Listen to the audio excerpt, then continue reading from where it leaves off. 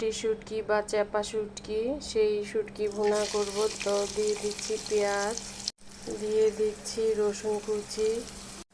শুটকি ভুনা করব তাই দিয়ে দিচ্ছি হলুদের গুঁড়ো, দিয়ে দিচ্ছি মরিচের গুঁড়ো, দিয়ে দিচ্ছি 2-3টে কাঁচামরিচ। এখন দিয়ে দিচ্ছি খানিকটা পানি, দিয়ে এখন এগুলোকে একটু নাড়াচাড়া করে ভালো করে কষিয়ে নিতে হবে। পেঁয়াজ রসুনগুলো হয়ে আসছে, তো এখন দিয়ে দিচ্ছি চ্যাপা শুটকি বা পুঁটি শুটকি। এখানে আমি 3টি শুটকি দিয়েছি। এখন দিয়ে দেবো একটু পানি যেন শুটকিগুলো গলে যায়। দিয়ে দিচ্ছি স্বাদ মতো লবণ।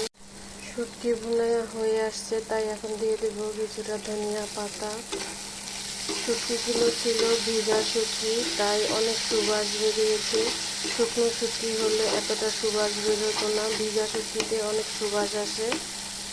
আলহামদুলিল্লাহ, আল্লাহ হাফেজ।